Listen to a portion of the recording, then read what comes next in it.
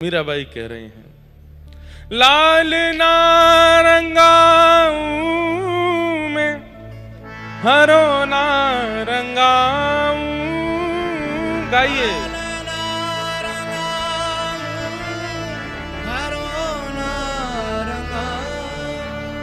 आलू के पराठे, आलू के पराठे बेड़ई कचौड़ी खा के आए हो, इसीलिए स्वर दब गया है उनके अंदर।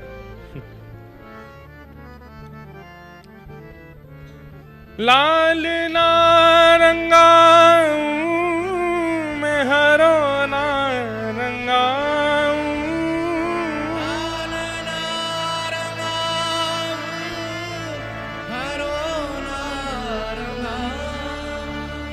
अपने ही रंग में रंग दे पिया मोहे, अपने रंग में और बिना रंगाए मैं घर ना जाऊं।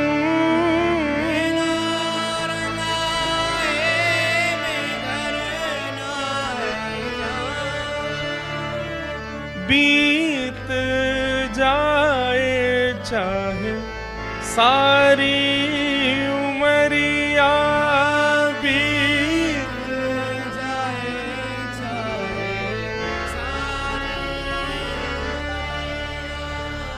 मोरी रंग दे चुनरिया श्याम पिया,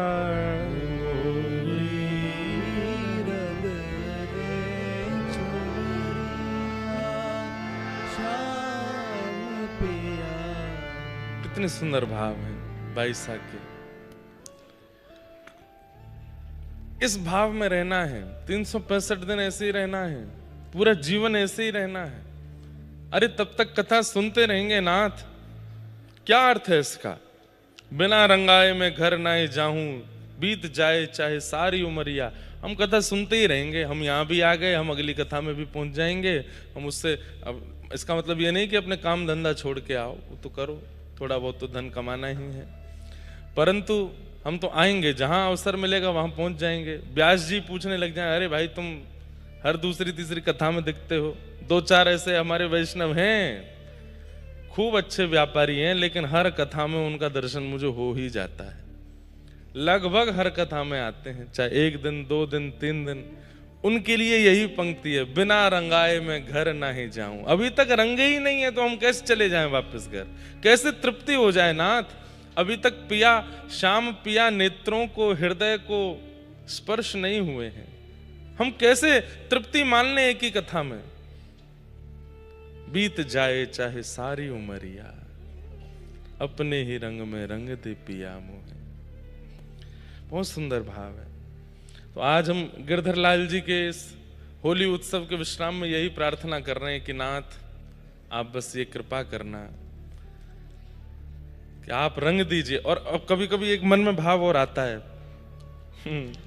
बोल दूं, भाव ऐसा आता है, अभी मत रंगना, कुछ दिन और ऐसे ही रहने दो, क्योंकि ज्यादा ना रंग गए फिर कथा आदि सबसे निवृत्त हो जाएंगे। फिर कुछ दिन और ऐसे तड़पने दो, जो वृत्रासुर कहते हैं भागवत में, समंजसत्वा विरहय कांक्षे, मुझे विरह मिल जाए, कुछ दिन और ऐसे तड़पने दो, और थोड़ा सा रहने दीजिए।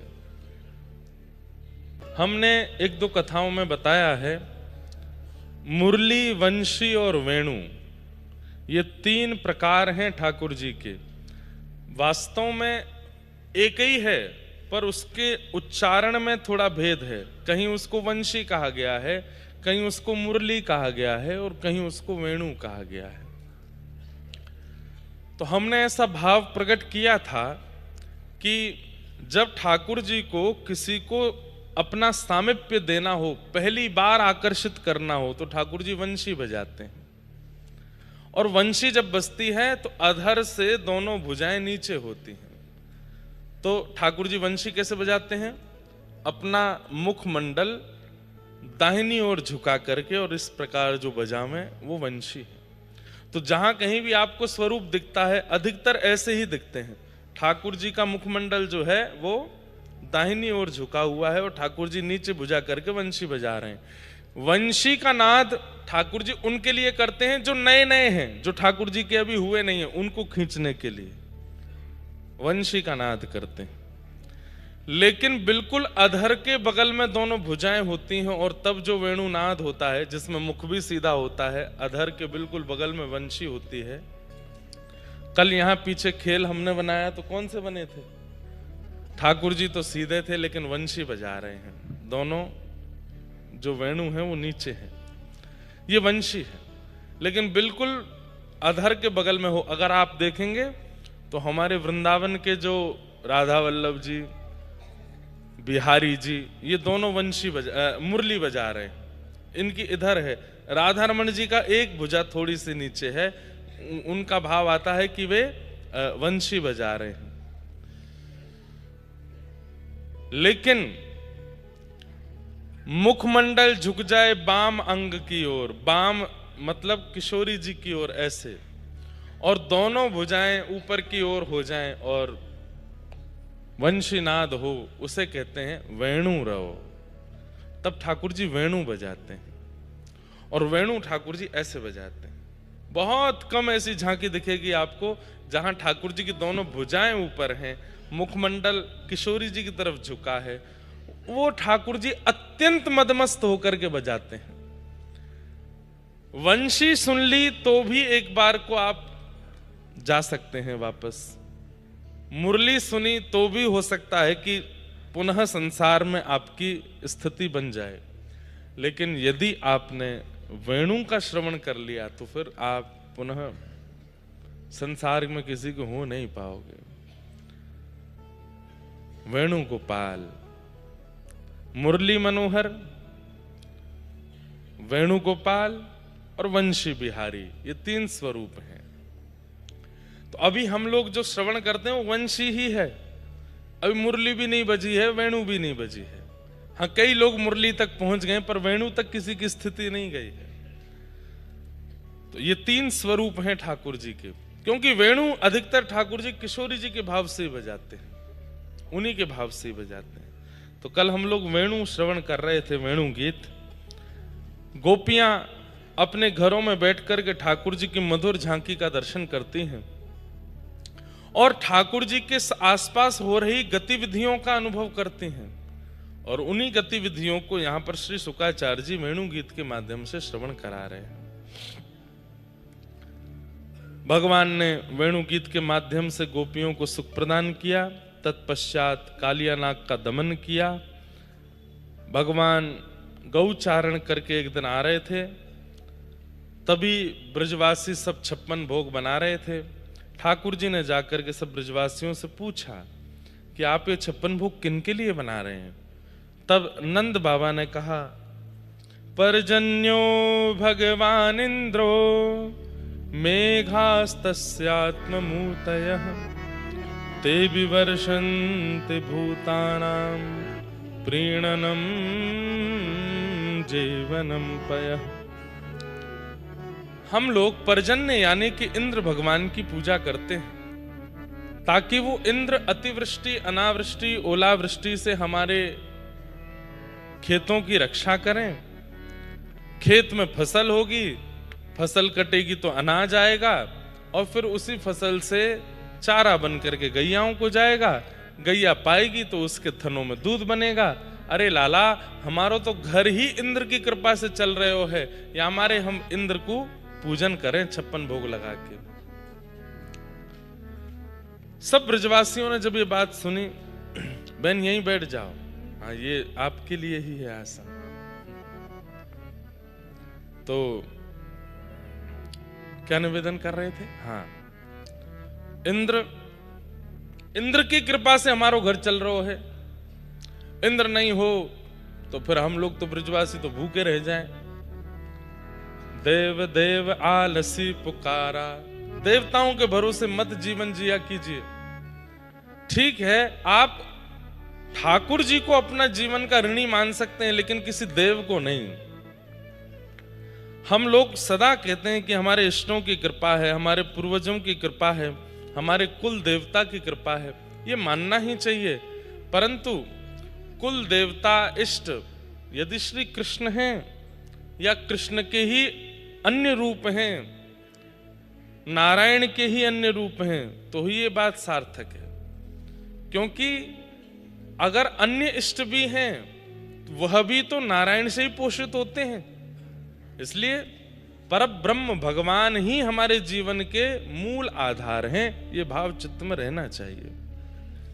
अन्य कोई और हमारे जीवन को चला रहा है, ऐसी भावना नहीं। और ये ठाकुर जी ने गोवर्धन लीला से इस बात का स्पष्टीकरण कर दिया।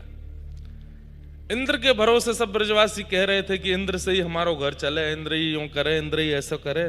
ठाकुर जी ने कही इंद्र देव है, भगवान नहीं है, इंद्र देव है। और देव के सृष्टि संचार में, सृष्टि पालन में अन्य अन्य क्रियाएं हैं, उनकी एक जॉब होती है। सब देवताओं को भगवान ने कोई ना कोई अधिकार दे रखा है। किसी को वर्षा का अधिकार है, किसी को तपन का अधिकार है, किसी को अन्य अन्य अधिकार है। भाई अधिकारी को ही प्रधानमंत्री मान करके वंदन करने लग जाओगे तो आपकी कितनी बड़ी भूल है। प्रधानमंत्री प्रधानमंत्री है, अधिकारी अधिकारी है। हाँ, वो बात अच्छी है कि प्रधानमंत्री से आप नित्य नहीं मिल सकते, तो अधिकारी से मेल जोल करते रहा करो, पर मन में ये तो भाव रहेगा ही ना, प्रधानमंत्री तो प्रधानमंत्री है, ये तो छोटे अधिकारी हैं। हाँ, इनसे हमारा काम जरूर बनता है, पर प्रधानमंत्री तो वही है ना। पर आप अधिकारी को ही प्रधानमंत्री मानने लग गए हो, उसी को ही वंदन करते हो, तो ये तो आप भूल कर रहे हो। ठीक वैसे ही भगवान ने यहां इंद्र मान मर्दन करके ब्रजवासियों को यही समझाया कि इंद्र देवता है, भगवान नहीं। ध्यान से सुनिएगा, नित्य वंदन करने का अधिकार किसको है? मतलब नित्य वंदन किसको करना चाहिए? जो हमारा भाग्य बदलना जानता हो, जिसमें भाग्य बदलने की सामर्थ्य हो, उसको नित्य वंदन करना है। देवता भाग्य नहीं बदल सकते। भाग्य बदलने की सामर्थ्य केवल और केवल श्रीमन नारायण में है, वही श्री कृष्ण है, उनमें है। उनके अलावा वही राम कृष्ण, वही नारायण के जितने भी रूप, ये भाग्य बदल सकते हैं। देव भाग्य नहीं बदल सकते। देव आशीर्वाद दे सकते हैं, देव आपकी क्रिया को क्रियान्वित करा सकते हैं, पर भाग्य बदलने की सामर्थ्य तो भगवान में है, इसीलिए वो भगवान है। इसलिए नित्य वंदन तो भगवान है। लेकिन ये बात अब ब्रजवासी को समझावेंगे तो सब ब्रजवासी कहेंगे लाला ज्यादा बात मत बनावे, मोह धोवो आवे ना, हमें समझावे चलो है। 7 साल के ठाकुर जी, अब 7 साल का बालक अगर ज्ञान की बात करे तो सबसे पहले बड़े बूढ़े के व्यंग्यात्मक हंसी निकलते हैं। हम लोगों के बाल क्या धूप में सफेद हुए हैं, तू हमको समझाएगा? ये छोटे बच्चे हमको समझाएंगे? तो ठाकुर जी ने जाकर के नंद बाबा से कही तो बाबा कर्मणा जायते जंतु कर्मणैव विलीयते, सुखम दुखम भयम क्षेमम कर्मणैवाभिपद्यते। नंद बाबा, ये देवताओं के भरोसे रहवे थे कछु कामनाओं में, कर्म करना पड़े, कर्म से भाग्य का निर्माण होता है। आप कर्म नहीं करोगे, देवता के भरोसे पड़े रहोगे तो इंद्र रोटी बना के नहीं जाएंगे, इंद्र भोजन करा के नहीं जाएंगे, आपको स्वयं ही कर्म करना पड़ेगा। मुझे कभी कभी लगता है ठाकुर श्री कृष्ण से ज्यादा लॉजिकल मैंने आज तक भगवान ही नहीं देखे। इतने लॉजिकल बातें करते हैं, स्पष्ट कह रहे हैं, बोले कर्म करोगे तो सुख दुख सब मिल जाएगा, और कर्म नहीं करोगे देवताओं के भरोसे पड़े रहोगे, यहाँ पे फूल चढ़ाया हो, यहाँ पे ये चढ़ाया हो, वहां पे वो कर आओ, यहाँ पे नारियल बांधे आओ, यहाँ पे ये वाला कपड़ा बांधे आओ, यहाँ पे चद्दर चढ़ाया आओ, कुछ नहीं होगा।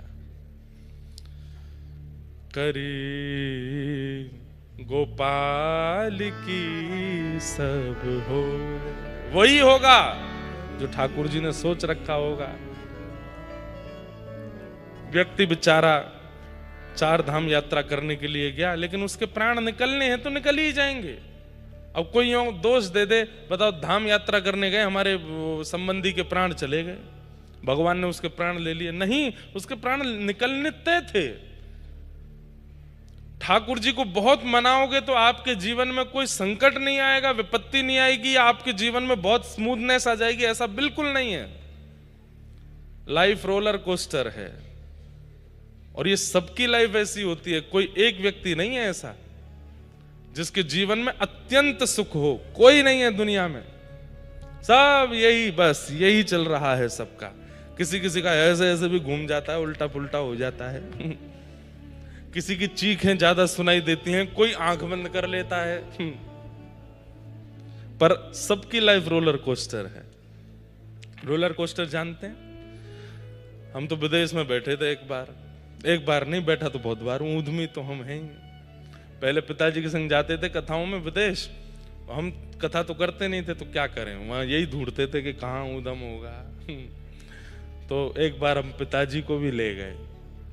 कनाडा में एक जगह है वंडरलैंड, तो हम गए, पिताजी चलो 2 दिन खाली हैं, अगली कथा बाद में है। प्रयास तो हमने बहुत किया कि हम अपने जैसा ऊधम उनको भी सिखाएं, लेकिन उनके गुरुदेव की उन पे बड़ी कृपा है, तो हम ले गए। अब जैसे ही पार्किंग लॉट में खड़े हुए तो चीखों की आवाज आई। तो कई रोलर कोस्टर होते हैं, वो होता है उसका दायरा, उससे बाहर तक जाते हैं। तो वो हमारी गाड़ी के ऊपर से ही जा रहा था ऐसे घूम के। तो जैसे ही पिताजी निकले तो ऊपर से वो ऐसे लोग गए चीखते हुए, पता हुआ राम राम राम, ये क्या था? मैंने पिताजी इसमें ही तो बैठना है, सुन वापस बैठ भीतर, अभी चलो यहां से, बिल्कुल नहीं जाना है।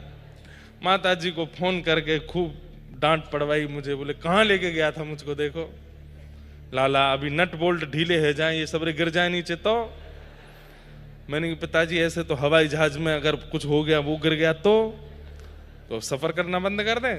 तो बोले वो तो देखो एक साधन है यहां से वहां जाने का, इसका क्या है? मैंने कहा ये भी साधन है कष्ट से सुख में जाने का। तो कहने की बात, अभी रंग जी का ब्रह्मोत्सव शुरू होगा, वहां मेला लगता। पहले बचपन में बहुत जाते थे रंग जी के मेला में, खूब झूला झूलते थे। हमारे भारत के 2-3 ही प्रसिद्ध झूला, एक तो वो है गोल गोल घूमता है, एक वो है वो ऐसे जाता है। ये 2 ही झूले प्रसिद्ध हैं भारत में। एक कुछ साल पहले वो आ गया था, उसमें वो डिस्को डांस जैसा होता है, आगे पीछे फेंकता है। पर भारत के झूलों पे भरोसा कम है, कहीं नट निकल गया तो हम सबका जीवन झूला ही है, सबका जीवन झूला है। जैसे झूला धीमे धीमे शुरू होता है तो अच्छा लगता है, लेकिन जैसे ही वो गति पकड़ता है और जैसे ही गति उसकी तेज होती है तो बस लगता है कि अब प्राण चले जाएंगे।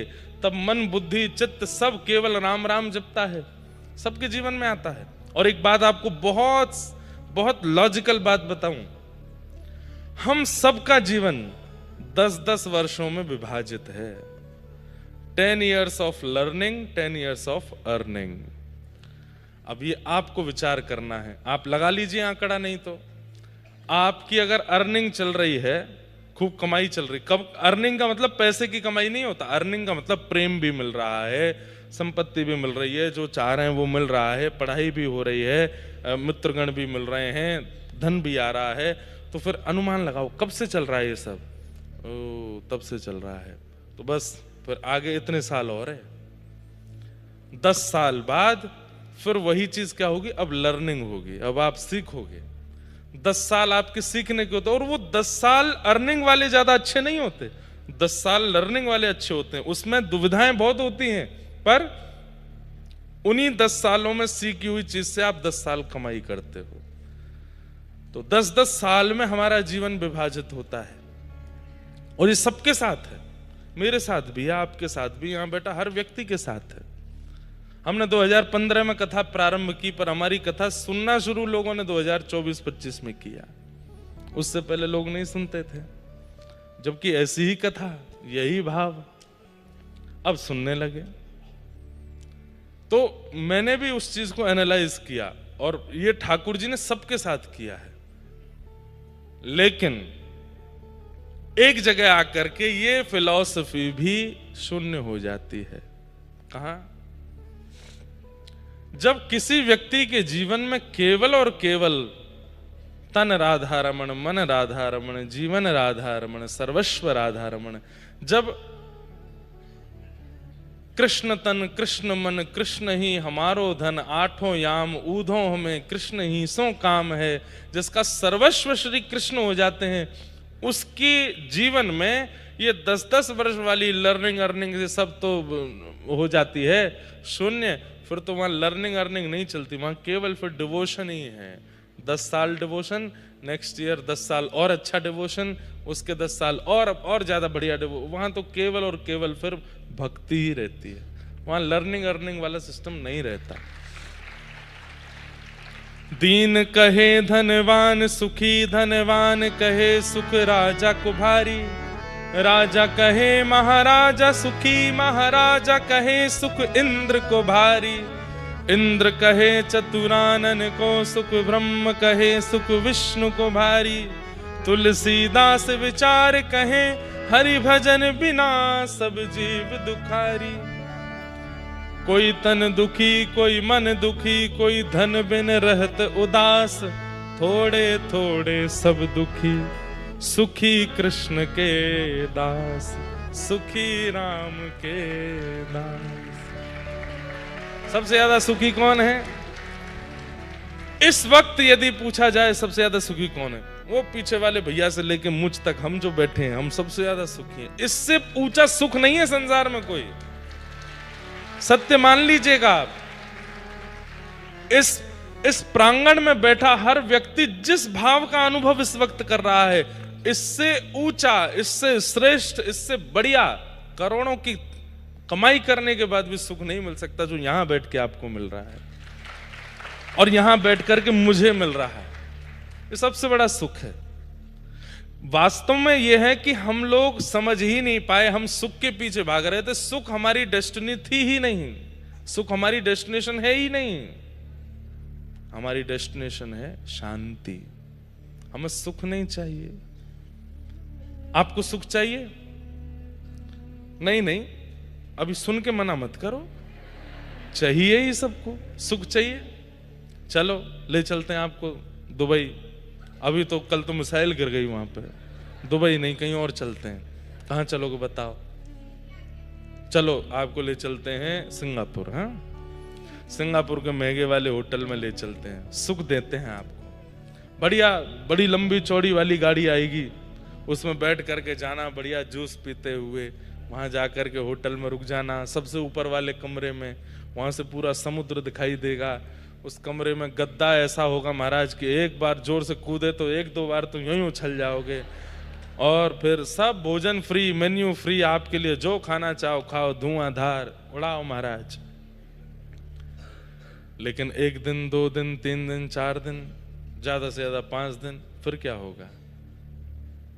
चलो भैया अब मन नहीं लग रहा है यहाँ पे, अब इच्छा पूरी। क्यों? सुख तो दे रहे हैं आपको।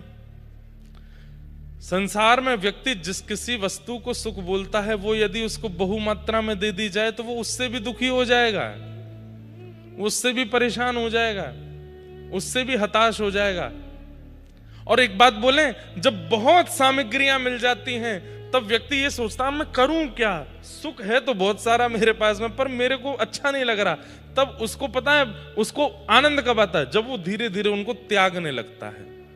घर त्याग दिया, ये त्याग दिया, वो त्याग दिया, ये त्याग दिया, सब डोनेट कर दिया, बिल्कुल फक्कड़ हो गया। तब कहता है अब मैं बहुत सुखी। तो फिर पहले जमा ही क्यों किया? ठीक है, हम ये नहीं कह रहे कि जमा नहीं करो, करो, पर बात मन में ये बात लिख लीजिए कि जो सुख यहां है वो कहीं नहीं मिलेगा। जो सुख सत्संग में है, जो सुख कथा में है, जो सुख ठाकुर जी के दर्शन में है, लीला में है, वो सुख कहीं नहीं मिलेगा।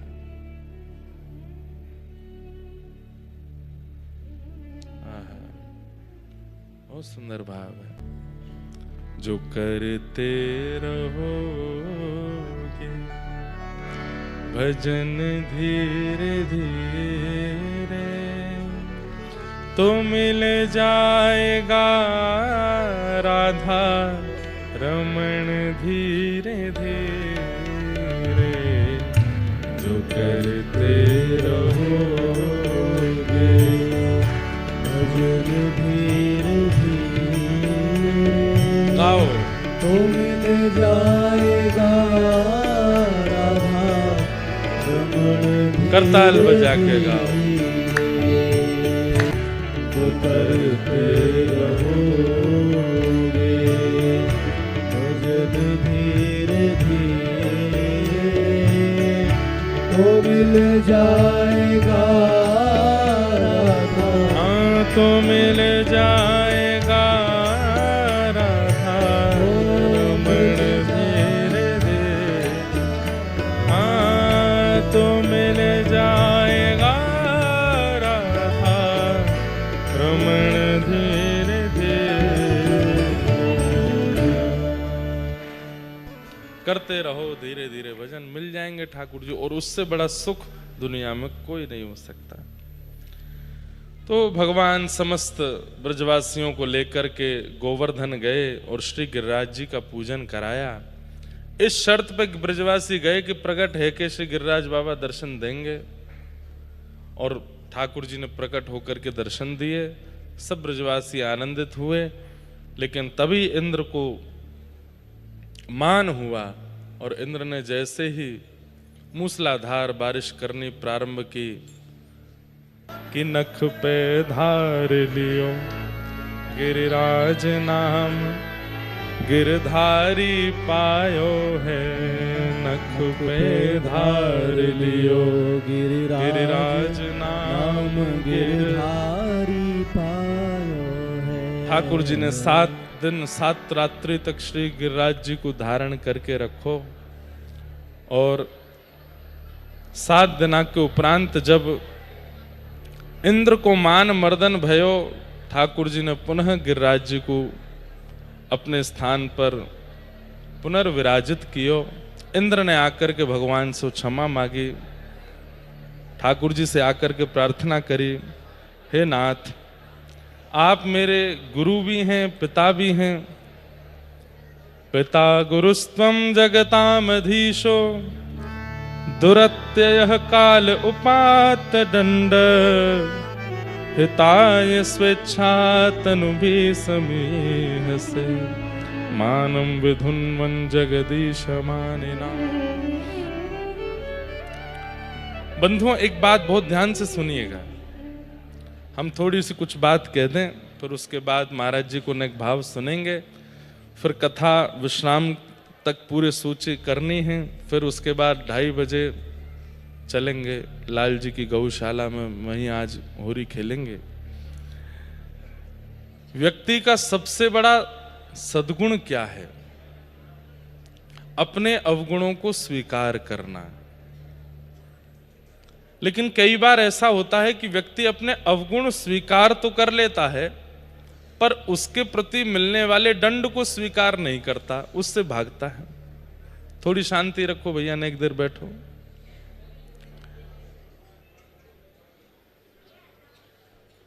बिल्कुल शांति का परिचय दो। द्वार पे जो लोग खड़े हैं बिल्कुल शांत हो जाइए। अपने अवगुणों को स्वीकार करना ये व्यक्ति का सबसे बड़ा सद्गुण है। ऐसे कौन शांत करे भैया? हैं? खुद हल्ला करके शांत करा रहे हो, बैठ जाओ। वाह, हाँ ठीक है, बैठ जाओ। तो अपने अवगुणों को स्वीकार करना ये सबसे बड़ा सद्गुण है, और ये अपने अवगुणों को स्वीकार न करना ये सबसे बड़ा दुर्गुण है। परंतु अवगुणों को स्वीकार करते हुए उसके प्रति मिलने वाले दंड को भी स्वीकार करे कि जो भी मुझे मिलना हो इसके बदले मुझे स्वीकार है। ब्रह्मा जी के और इंद्र के भाव में एक बात कही जाती है कि ब्रह्मा जी ने जो किया उससे ठाकुर जी नाराज हुए, कल हम लोग सुन रहे थे। लेकिन ब्रह्मा जी गलती तो स्वीकार कर रहे हैं पर दंड मांगा नहीं एक बार भी। पूरी स्तुति में ब्रह्मा जी ने एक बार भी, बार बार विषयांतर कर रहे थे, कल हम लोग सुन रहे थे, बार बार विषय बदल रहे थे, बार बार ठाकुर जी से कभी प्रश्न करने लग रहे थे। मतलब अपनी गलती तो मान रहे हैं, पर कई लोग होता है ना कि अब हो गया, अब हम क्या करें, हो गया, हमसे गलती हो गई। अरे भाई ऐसे थोड़ी, थोड़ा तो इसमें दीनता लाओ अपनी बातों में। नहीं नहीं अब तो हो गया हमसे, अब क्या कर सकते हैं, ठीक है कोई बात नहीं, हो गई गलती तो मानव मनुष्य गलती का पुतला है जो अक्सर हो ही जाती है। कई लोग गलती स्वीकार तो करते हैं पर वो भी बड़े अदा में स्वीकार करते हैं, उसके प्रति दंड स्वीकार नहीं करते। तो ब्रह्मा जी कल वही कर रहे थे, इसलिए ठाकुर जी ने उनको क्षमा नहीं किया। लेकिन आज इंद्र ने आकर के क्या कहा कि नाथ मुझसे गलती हुई, परंतु आप मेरे गुरु हैं, आप जगत पिता हैं, मुझे इसके लिए जो भी दंड देंगे मुझे वो दंड स्वीकार है, मुझे दंडित कीजिए नाथ। ठाकुर जी बोले ये सबसे बड़ा गुण है कि आप अपने अपराध को स्वीकार करके उससे मिलने वाले दंड को भी स्वीकार करते हैं, ये अच्छा है। तब भगवान ने इंद्र को क्षमा कर दिया और इंद्र से कहा कि भाई तुम बस ईर्ष्या निवृत्त होकर के, अभिमान निवृत्त होकर के अपनी पदवी को संभालो। हम लोगों का स्वभाव है कि हम दूसरों में अवगुण देखते हैं, स्वयं में गुण का दर्शन करते हैं। व्यक्ति का स्वभाव क्या, सब में दोष देखना है। कोई भी, चाहे रावण के आगे राम जी भी आगे, वो राम जी में भी दोष देख रहा है, लेकिन अपने आप में गुण देखता है। मानव का स्वभाव होना चाहिए सब में गुण देखे, स्वयं में अवगुण देखे। मुझ में कमियां कितनी हैं, मुझ में दोष कितने हैं, मुझ में अवगुण कितने हैं, मेरे आगे जो भी आवे सब गुणवान है, मैं ही हूं अवगुणों से भरा हुआ। हाँ इतना भी ना सोच ले कि डिप्रेशन में ही चला जाए कि वो मुझसे बड़ा तो कोई कलंकी नहीं, पापी नहीं। कई लोगों का मनोबल भी खत्म होता है उससे, सेल्फ कॉन्फिडेंस भी खत्म होता है। पर हाँ आप लोग समझ रहे हैं कितने दायरे में करना है और कितने की आज्ञा दी जा रही है। सब में गुण का दर्शन करो, चाहे लाख बुराई किसी की आपसे कर दी गई, लेकिन वो व्यक्ति सन्मुख आवे तो आप उसमें तब भी गुण ही देख रहे हो। भाई तुमने उसकी इतनी बुराई करी पर वो मुझे फिर भी उसमें गुण ही दिखाई दिया। नेत्र जो है ना, ये भक्ति का पैरामीटर है।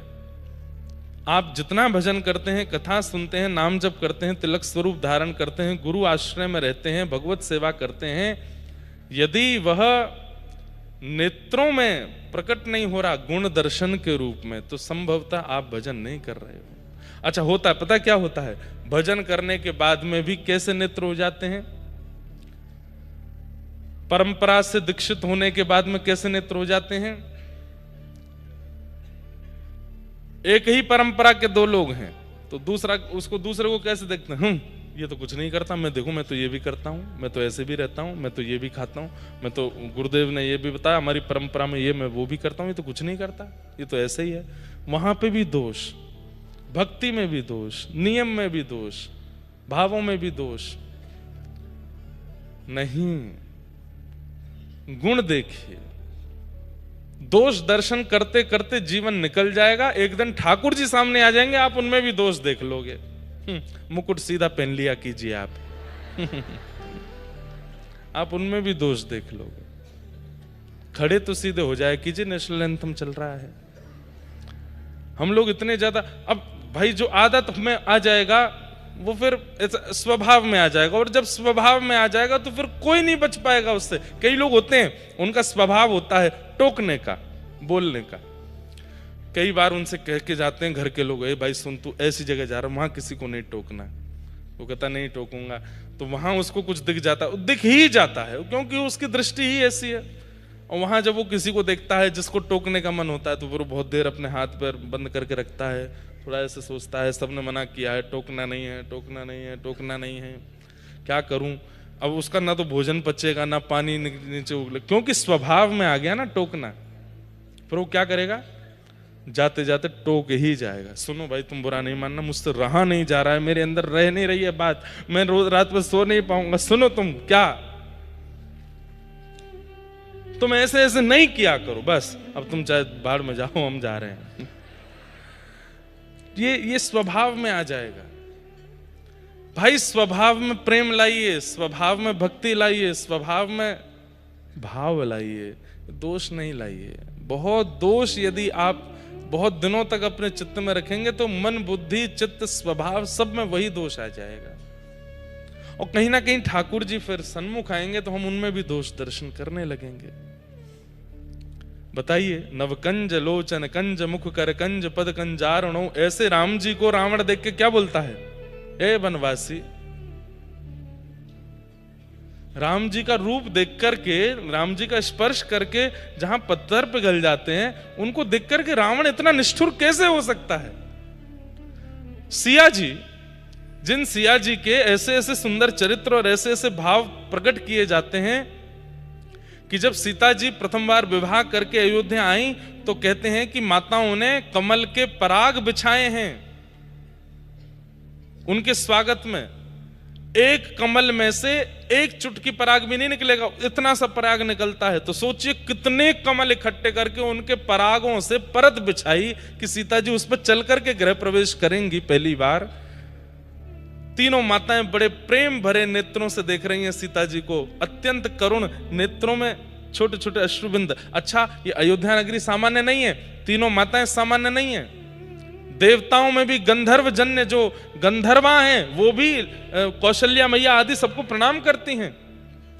ऐसी कौशल्या, केकई, सुमित्रा नेत्र भर के देख रही हैं। और जैसे ही पालकी से उतर करके श्री सीता जी भीतर प्रवेश करती हैं और जैसे ही पराग पर चरण रखती हैं तो ये भौएं थोड़ी सी उठ रही हैं। ये नासिका के पास का जो ये गाल का क्षेत्र है, इसमें सुकड़न आ रही है, मतलब जैसे मानो नीचे कोई कुछ चुबा रहा हो। कौशल्या मैया कहती हैं कि अरे ये कितनी कोमल है, कितनी कोमल है कि कमल का पराग भी इनके चरणों में चुभ रहा है। सुमित्रा जी तो नेत्रों में आंसू भर लाई, कौशल्या जी चिंता कर रही हैं। केकई जी से तो देखा ही नहीं गया, तो केकई जी क्या करी पता है? ऐसा गृह प्रवेश किसी बहू का नहीं हुआ होगा आज तक। केकई जी गई और श्री सीता जी को गोद में उठा लिया, गोद में लेकर के भीतर गई। इतनी कोमल है श्री सियाजू, और उन सियाजू को इतनी निष्ठुरता से कैसे ले गया रावण? क्योंकि उसके मन में, स्वभाव में, बुद्धि में, विचार में, सब में निष्ठुरता आ चुकी है। व्यक्ति जब एक अवधि से ज्यादा रोग को अंदर रहने देता है तो वही रोग भयंकर मरणासन स्थिति में ले जाता है। हम ऐसे दोषों को चित्त में रखेंगे, क्या ये हमारी स्थिति को नहीं रखेंगे? चाहे कितना भी तिलक लगाइए, चाहे कितना भी गुरु मंत्र कर लीजिए, चाहे कितना भी आप धाम भ्रमण कर लीजिए, लेकिन आपका स्वभाव पवित्र नहीं है तो आप कहीं से भी पवित्र नहीं हो। स्वभाव, विचार, व्यवहार, इनमें दोष मत लाओ। आज इंद्र से केवल इसलिए रीझ गए भगवान क्योंकि उसने आकर के तुरंत अपनी गलती मानी और मान करके ठाकुर जी के सामने अपना सर नतमस्तक हो गया कि दंड दीजिए मुझे, जो देना हो। ठाकुर जी को ऐसे स्वभाव ही तो प्रिय हैं। भगवान ने इंद्र को क्षमा कर दिया। तत्पश्चात अन्य अन्य लीलाएं हुई। रास पंचाध्याय का प्रसंग प्रारंभ हुआ। गोपियों ने भगवान के साथ रास विहार किया। अब हम पिछले 7 दिन से होली का रास ही सुन रहे थे, तो इसलिए बस प्रणाम मात्र करते हुए फिर गोपी गीत, भगवान अंतर ध्यान हुए, गोपी गीत गाया। मैं इस बात को कहा करता हूं, क्यों अंतर ध्यान हुए ठाकुर जी? क्योंकि बिना आचार्य के यदि रास में प्रवेश करोगे तो रास का अनुभव तो हो जाएगा, पर थोड़ी देर बाद आपसे एक अपराध बनेगा। क्या? उस रास का अभिमान। आचार्य जीवन में क्यों जरूरी है, गुरु जीवन में क्यों जरूरी है? ताकि आपके चित्त में मान को प्रकट ना होने देवे। अगर मान प्रकट हो रहा है तो भगवत प्राप्ति होने के बाद में आपके कारण आचार्य पर भी रोषित हो जाएंगे। ठाकुर जी, अरे तुमने कैसा शिष्य बनाया, हम इससे मिलने के लिए गए, ये तब मान कर रहा है वहां पर। इसलिए मान ना आवे, इसलिए हमारी हरिदासी परंपरा, हरिवंशी परंपरा और जहां भी मानसी की परंपरा है, सब जगह निवेदन किया गया, नेत्र बंद करके मानस में जब ठाकुर जी का स्मरण करो, उससे पहले गुरु को स्मरण कर लो, गुरु के संग ठाकुर जी को प्रणाम करो। क्यों? गुरु मान नहीं आने देंगे। जैसे क्या करना है, नेत्र बंद करके चित्त में स्मरण करना है, हृदय में एक कुंज है, उस कुंज में ठाकुर जी बैठे हैं। अब ठाकुर जी को मैं सीधे माला पहना रहा हूं, चरण प्रक्षालन कर रहा हूं, चंदन लगा रहा हूं, नहीं, मैं थाली लेकर के खड़ा हूं, उसमें माला भी है, चंदन भी है, आरती भी है, गुलाल भी है, इत्र भी है, खूब सुंदर सब सामग्री है, बीड़ा भी है, लेकिन मैं नहीं अर्पित कर, मैं बस लेके खड़ा हूं। मैंने गुरुदेव से कहा है, गुरुदेव आप अर्पित करो। मेरे गुरुदेव माला पहना रहे हैं, मेरे गुरुदेव चंदन लगा रहे हैं, मेरे गुरुदेव चरण प्रक्षालन कर रहे हैं, मेरे गुरुदेव बीड़ा पवा रहे हैं, और मैं गुरु गोविंद दोनों की इस लीला का दर्शन कर रहा हूं। मानसी में स्वयं को दृष्टा बनाना है, करता नहीं। करता तो गुरु ही होने चाहिए, नहीं तो मान आएगा। गोपियों ने रास भूमिका में स्वयं को कर्ता मान लिया। ये ठाकुर जी तो हमारे साथ रास कर रहे हैं, हम सुंदरी हैं, और आचार्य स्वरूपा किशोरी जी का स्मरण नहीं किया, इसीलिए मान आ गया कि हम बहुत सुंदरी हैं, इसीलिए हमारे साथ रास कर रहे हैं, और ठाकुर जी वहां से अंतर ध्यान हो गए। और उसके बाद यमुना तट पर जाकर के जब किशोरी जी ने कहा कि गाओ, तब गाया, जयते तेधिकं जन्मना व्रजः श्रयते इंदिरा सस्वदत्र हि दयितदृश्यता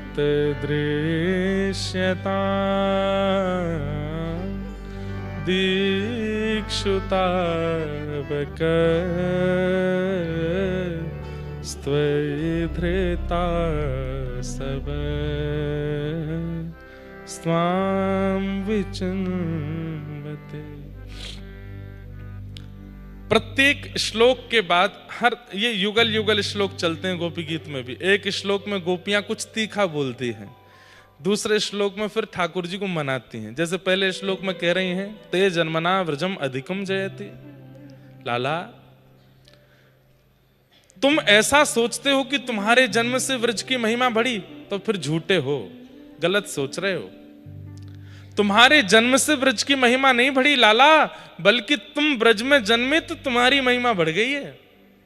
तो इतनो इतराओ मत अंतर ध्यान है करके। हम ब्रजवासी अगर नहीं होते, हम वृंदावन वासी, और ये 84 कोस में तुम्हारो जन्म नाय भय होतो ना लाला, तो इतनी पूछ नाय बनती तुम्हारी, जितनी पूछ आजकल हो रही है।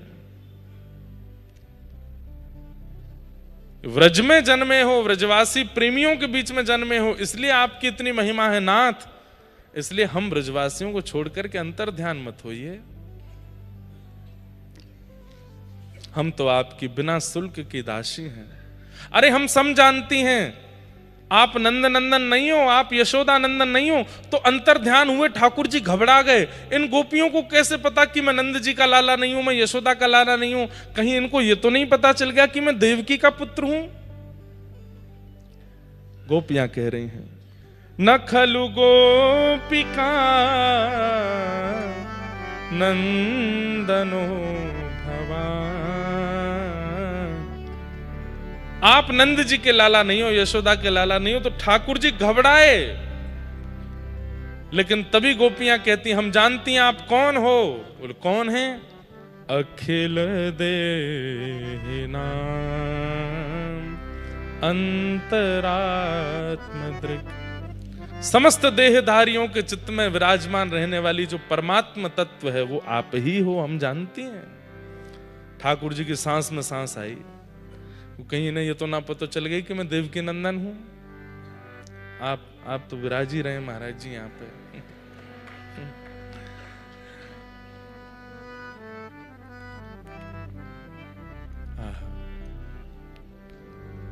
लेकिन बंधुओं, एक बात तो माननी पड़ेगी, श्रुतिम अपरे स्मृतिम अपरे भजन्तु भव भीता नीतिम अपरे। श्रुतियां नहीं पहचान पाई जिनको, नीतियां नहीं पहचान पाई जिनको, स्मृतियां नहीं पहचान पाई, वेद नहीं पहचान पाए जिनको, उन ठाकुर जी के आगे दो ही लोग बोले हैं कि हम तुम्हें जान गए हैं। या तो रामावतार में केवट कहते हैं कि मैं तुम्हें जानता हूं, मैं तुम्हारा मर्म जानता हूं, या कृष्ण लीला में गोपियां कहती हैं कि हम आपको जानते हैं। और इन दोनों को ही चरण प्रदान किए हैं ठाकुर जी ने, गोपियों को भी चरण प्रदान किए हैं। असंख्य गोपियां भगवान की सुंदर गोपी गीत के माध्यम से स्तुति गाती हैं, स्तवन करते हुए। इति गोप्य प्रगायन्त प्रलपन्त्यश्च चित्रधा रुरुदु स्वस्वरं राजन् कृष्ण दर्शन लालसा तासामाभिर्भूत्सौरी स्मयमाय मुखाम्बुज पीताम्बरधरश्रग्वी साक्षान् मन्मथ मन्मथ। ठाकुर जी गोपियों के बीच में प्रकट हो गए, गोपियों के साथ महारास किया, महादेव भी पधारे। ऐसे रास राशेश्वर भगवान को हम बारंबार प्रणाम करते हैं। बोलो रास बिहारी लाल की। अब आगे के प्रसंग में हम लोग बस सूची मात्र कहेंगे, उसके बाद कथा को विश्राम देंगे। पर उससे पूर्व हमारे मध्य में जिन्होंने सनातन की खूब सुंदर अलख युवाओं में और पूरे भारतवर्ष में जगाई है, ऐसे हमारे व्रज के परम सुंदर व्रजवासी स्वरूप में जो व्यासपीठ पर विराजते हैं, श्री प्रियाकांत जी के अति प्रिय श्री देवकीनंदन ठाकुर जी महाराज पधारे हैं। महाराज जी का इतना स्नेह, इतना प्रेम हमें प्राप्त होता है तो मन बहुत प्रसन्न होता है कि पूज्य गुरुदेव भगवान, पूज्य पिताजी महाराज और हम एक बात अभी कलकत्ता में मिले थे महाराज जी से, तो मन में एक बात आई थी मंच पर जब आपके यहाँ गए कि हमारे पिता भी ठाकुर जी, हमारे भैया भी ठाकुर जी और हमारा जीवन भी ठाकुर जी। तो हमारे पिता के रूप में भी ठाकुर जी हैं, आप हमारे अग्रज भ्राता हैं, आप भी ठाकुर जी हैं, और हमारो जीवन सर्वस्व भी ठाकुर जी हैं, उद्देश्य भी ठाकुर जी हैं। तो ये कृपा ठाकुर जी की है कि ऐसे मेंटोर आपको मिलते हैं, ऐसे समाज के कई विषय और समाज की कई स्थितियां और संसार के सनातन धर्म के प्रति जागरूक करने वाले ऐसे भ्राता आपको प्राप्त होते हैं। बहुत बड़ी कृपा है। श्री प्रियाकांत जी प्रभु से ऐसी प्रार्थना कि हमारे महाराज जी को काऊ की नजर नहीं लगे, ये ऐसे ही दोनों आप मुँह को कह दियो, मैं आपको कह दूं, होली में तो परस्पर रंग लगाए हो जाए ना, तो मैं नजर अनजर को रंग आपको लगा रहा हूं, आप भी मुंह को लगाए दियो, यही भाव है। तो महाराज जी पधारे हैं। अभी कुछ समय बाद सुंदर एक आयोजन भी महाराज जी के द्वारा हो रहा है। इंदौर में ही रहेगा ना महाराज जी, पूरा इंदौर में क्रम है जिसमें क्रिकेट के माध्यम से सनातन के प्रति जागरूक कर रहे हैं सब युवाओं को। उसमें हम भी महाराज जी के साथ में वहाँ उपस्थित रहेंगे इंदौर में, जहाँ पर अब ये तरीका तो अपनाना पड़ेगा। जैसे जैसे कलिकाल आगे बढ़ रहा है तो हमें युवाओं के तरीके से युवाओं को सनातन में लाना पड़ेगा। बालक यदि सीधा सीधा औषधि नहीं पाता है, दवाई नहीं लेता, तो फिर माँ टॉफी का प्रलोभन देती है, चल दवाई खा ले, टॉफी दूंगी तो वो दवाई तो नहीं खाना चाहता पर टॉफी के लोभ में खा लेता है। आजकल के हमारे युवाओं की गलती नहीं है, बहुत युवा आते हैं कथा में, इनके पूर्वज माता पिता और उनकी थोड़ी सी कहीं चूक रह गई जिसके कारण हमारे युवा थोड़े से भटक रहे हैं। पर वो भटके हुए नहीं है, उनको रास्ता दिखाने वाला नहीं मिल रहा है। अगर कोई दिखाने वाला मिलता है तो जैसी निष्ठा से आज का युवा भक्ति करता है, ऐसी निष्ठा से कोई नहीं कर पाते हैं, बहुत अच्छे से करते हैं। संत सेवा करा लो, हम तो अनुभवी हैं ना, हमारे सबरे युवा भाई बहन हैं। आप कभी लाल जी का उत्सव अभी बरसाना में हुआ, पूरी व्यवस्था छोटे छोटे बच्चों ने 15 वर्ष से लेकर के 25 साल तक के बच्चों ने उस पूरी सेवा को संभाला। आज भी पूरी सेवा को यही बच्चे संभालते हैं। आज भी वहाँ गौशाला में पूरी योजना बन रही, सारे बालक वहाँ पहुँच गए, वहाँ जाकर। और इन कईयों के मैं नाम नहीं जानता, कईयों के परिवार नहीं जानता, कुछ नहीं, बस वो सब जुड़े हैं, भक्ति पथ से करते हैं सेवा। तो युवाओं को अनुभव तो करके देख लिया कि इनको सिखाने वाला, बताने वाला मिल जाए तो इन जैसा करने वाला नहीं। आज पूरे विश्व में सबसे अधिक युवाओं की संख्या भारत के पास है, लेकिन यही प्रत्येक युवा, आज के शतक पूर्व एक युवा हुआ था भारत में, वैसा युवा अगर हर युवा बन जाए, जैसे स्वामी विवेकानंद, ऐसे अनेक स्वामी विवेकानंद यदि निर्माण हो जाएं, तो भारत विश्व गुरु है ही, लेकिन अन्य क्षेत्रों में भी, अन्य भावों में भी भारत अतिश्रेष्ठ होगा। और उस क्रिया को करवाने में महाराज जी का बहुत बड़ा योगदान है। इसलिए महाराज जी को व्यासपीठ से बहुत बहुत धन्यवाद कहते हैं कि आप जो कर रहे हैं वो अति सराहनीय कार्य है। बस यही प्रार्थना कि आप ऐसे ही हमसे भी करवाते रहें, नेक नेक आहुति आप भी करते रहें। ठाकुर जी ने सब गोपांगनाओं के साथ में मधुर रास विहार किया। रस और रास, इसकी विवेचना कई बार हम कर चुके हैं। आप ठाकुर जी से मिलन को, अब सीधी बात होली में कहते हैं आप ठाकुर जी को रंग लगाओ, ये रस है, पर ठाकुर जी आपको रंग लगावे, ये रास है। जो मीराबाई का पद आज प्रारंभ में गाया गया, उसमें मीराबाई रास की ही आकांक्षा कर रही हैं कि आप रंग लगाइए नाथ, हम रंग नहीं लगा। हम तो पिछले 7 दिन से रंग लगा ही रहे हैं, गिरधर लाल जी को रोज गालों पर रंग लगा रहे हैं, पर नाथ आप अपने भाव का, प्रेम का, अपनी स्मृति का रंग हम पर लगाओ, ये हमारी इच्छा है, यही रास है। एक प्रकार से वैसे कहा जाए तो इसमें कोई अतिशयोक्ति नहीं। आप सब लोग सब बाहर से आए हो, अधिकतर वृंदावन में आकर के होली का सुख ले रहे हो, ये आपके संग रास ही हो रहा है कि आपको यहां वृंदावन बुलाया गया। जरूरी नहीं है कि हर वर्ष ही आप लोग होली पे वृंदावन रहे हो, पर इस वर्ष आप वृंदावन में होली का अनुभव कर रहे हो, ये एक प्रकार से रास ही है। आप ठाकुर जी के समीप जाते हो, मंदिर में रहते हो भगवन, कभी बाहर भी आया जाया करो, मैं रोज तेरे दर आता हूँ, कभी तुम भी मेरे घर आया करो। तो जिस दिन वो आ जाएं, आज हरि आए विदुर घर पावना, आज हरि आए, जिस दिन ठाकुर जी आ जाएं वही रास है। जिस दिन ठाकुर जी आ जाएं वो रास है। जिस दिन गुरुदेव मिल जाएं वो रास है। जिस दिन शरणागति हो जाए वो रास है। जिस दिन ठाकुर जी का स्वप्न अनुभव हो जाए वो रास है। जिस दिन बिना प्रयास अनायासी आपके घर पर धाम से प्रसाद, कल हमको जब यहाँ पीछे खेल कर रहे थे, तो जब ठाकुर जी का स्वरूप बना रहे थे, तो श्रीनाथ जी की बड़ी याद आ रही थी, नाथ द्वार की, क्योंकि नाथ द्वारा की पद्धति है, वहां पे ठाकुर जी के पीछे खेल बनाया जाता है, उससे ठाकुर जी बड़े राजी होते हैं। तो कल जब खेल कर रहे थे तो श्रीनाथ जी की बहुत याद आ रही थी, और मन में हो रहा था कि एक बार की होली तो नाथ द्वार में भी करनी है। पर हम घोषणा कर चुके हैं कि अगली होली पे तो हम 84 कोस यात्रा करेंगे, और 84 कोस यात्रा रहेगी। पूज्य गुरुदेव भगवान से भी प्रार्थना करेंगे।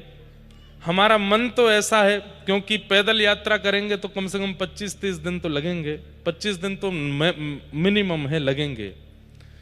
तो हमारा ऐसा मन है कि पूज्य गुरुदेव भगवान का रात्रि काल में वहां पर उद्धव गोपी संवाद पर प्रवचन हुआ करे। जितने दिन अब हमको भी समय लेना पड़ेगा, जहां पे भी आपकी कथा होगी 7 दिन हम उसमें से ले लेंगे, और केवल उद्धव गोपी संवाद। श्री उद्धव जी महाराज जब वृंदावन आते हैं तो रात्रि का समय होगा, थोड़ी थोड़ी ठंड होगी, कंबलों में बैठेंगे सबरे, बिल्कुल शांति प्रसाद पाकर के व्रज के वनों में, और वहां बैठ कर के कृष्ण विरह में 2 अश्रु बहाया करेंगे।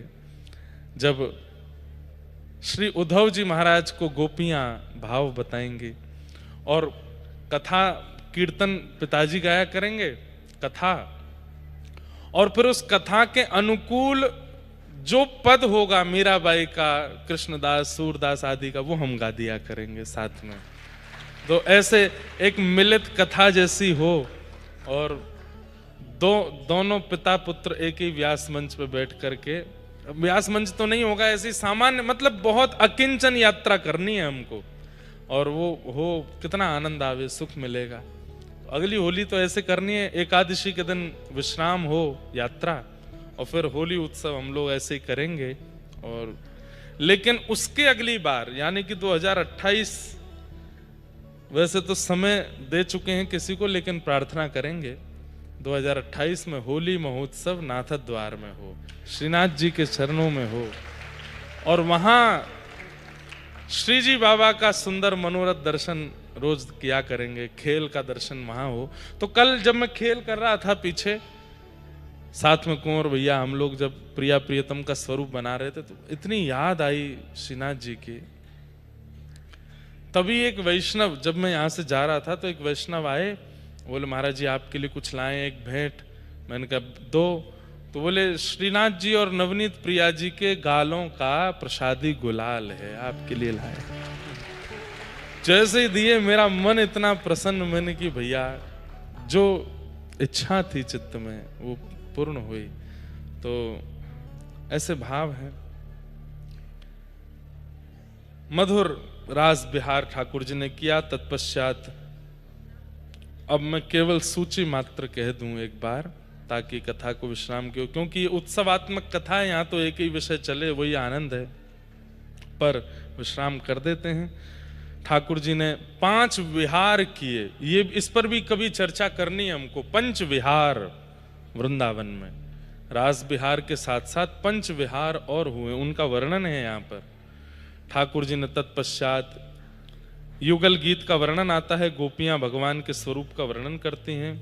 यहाँ नारद जी ने कंस को जाकर के संकेत किया, कंस ने व्यवस्था करके ठाकुर जी को उग्रसेन अक्रूर जी के द्वारा मथुरा बुलवाया। भगवान ने मल्लों से युद्ध करके कुबल्या पीड़ हाथी का उद्धार करके, धनुष भंजन करके, कुब्जा पर कृपा करके रंग भूमि में प्रवेश किया। मल्लानां वशनिर्णिनां नरवर स्त्रीणां स्मरो मूर्तिमान, गोपानां स्वजनो सतां क्षितिभुजां शास्त्रा सुपित्रो शिशु, मृत्युर्भोजपतिर्विराट विदुषां तत्त्वं परं योगिनां, वृष्णीनां परदेवतेत विदितो रंगम गतः शाग्रज। एक बात स्पष्ट होती है, इधर देखिए सब लोग, ठाकुर जी का स्वरूप कैसा है। तो इस श्लोक से एक बात स्पष्ट होती है कि जैसा आपका मन है वैसे आपको ठाकुर जी दिखने लगेंगे। अभी थोड़ी देर पहले मैं कह रहा था कि रावण इतना क्रूर कैसे हो सकता है राम जी के लिए, क्योंकि वो क्रूर है, क्योंकि उसका चित्त क्रूर है, उसकी बुद्धि क्रूर है, इसलिए उसको राघव जी की कोमलता का दर्शन नहीं हो रहा है, कोमलता छुप रही है। व्यक्ति अपने, भैया यहाँ चर्चाएं मत कीजिए, ओ भैया देवताओं ने बाहर जाइए, यहाँ से कथा के बीच में यहाँ चर्चा नहीं करो। ध्यान से सुनिए, हम जैसे बन जाते हैं वैसे हमें ठाकुर जी दिखने लगते हैं। अगर लोभ हमारे चित्त में ज्यादा है ना, लोभ की मात्रा ज्यादा है, तो कहीं ना कहीं ठाकुर जी का अत्यंत सौंदर्य रूप हमको दिखाई नहीं देगा। अब राधा रमन जी इतने प्यारे हैं, कौन देख करके उनको बावला नहीं हो, लेकिन फिर भी हजारों लाखों लोग जाते हैं, उनको देख करके स्थिति जिसकी स्थिर हो जाए वो 100 ही होते हैं, बाकियों पे क्यों नहीं हुई? क्योंकि उनका चित्त इतना पवित्र नहीं है। आपके चित्त में काम यदि ज्यादा है तो फिर आपको ठाकुर जी का ऐश्वर्य दिखाई देगा, उनका ममत्व, उनकी करुणा दिखाई नहीं देगी। आपके चित्त में क्रोध ज्यादा है तो ठाकुर जी का प्रसाद दिखेगा, सजावट दिखेगी, ठाकुर जी नहीं दिखेंगे। ठाकुर जी खड़े भी होंगे तो आपके नेत्र उन पर स्थिर नहीं। कई लोग आते हैं, वो दर्शन करने के लिए जब आते हैं तो दर्शन करते समय उनको पता नहीं क्यों बहुत विचित्रता जैसी लगती है, जल्दीबाजी लगती है। कथा में भी बैठे रहेंगे तो चित्त जैसा होता है लोगों का, वैसे कथा लगती है उनको। कथा में अगर ऐसी बात हो तो ही उनका मन लगता है, नहीं तो उनका मन नहीं लगता। फिर उनका मन, क्योंकि चित्त वैसा नहीं है। अब संध्या काल में यहाँ उत्सव होता है। उत्सव में हम आप सब लोग बैठ करके यहाँ पर प्रेम से सब लाल जी का उत्सव मनाते हैं। उस समय आप सब लोग दर्शन करते हैं। कई लोगों का उसमें भी रुचि नहीं होती। अरे क्या उत्सव करना, ठीक है, ठाकुर जी दिख गए, पर्दा खुले, चले गए। अब आगे उत्सव में क्या हुआ, उस देखने तक उनकी इतनी स्थिरता नहीं है चित्त में। तो जैसा हमारा स्वभाव व्यवहार बनता है वैसे ठाकुर जी हमको अनुभव होने लग जाते हैं। अब महाकाल भगवान हैं तो शिवलिंग, लेकिन कई लोग होते हैं वो उनको देख करके उनके हाथ पैर शिविर करने लगते हैं, नेत्रों से अश्रु आने लगता है। और कई लोग होते हैं वो केवल देख करके दर्शन करके चले गए, कोई फर्क नहीं पड़ा। क्यों? वही एक ठाकुर है, तो फिर इतनी विचित्रता क्यों? स्वभाव के अनुरूप ठाकुर जी का रूप हो जाता है। नवकंज लोचन कंज मुखकर कंज, ये तुलसीदास जी के हृदय के ठाकुर जी, उनको ऐसे दिख रहे हैं, पर ऐसे रावण को नहीं दिख रहे हैं। तो वही बात यहां पर स्पष्ट कर रहे हैं कि बड़े बड़े मल्लों को जब श्री कृष्ण रणभूमि में प्रवेश कर रहे हैं मथुरा में, तो बड़े बड़े पहलवानों को ठाकुर जी पहलवान ही लग रहे हैं। उनको लग रहा है कि रोज पहलवानी करने वाला कोई बालक हमारे सामने आ रहा है।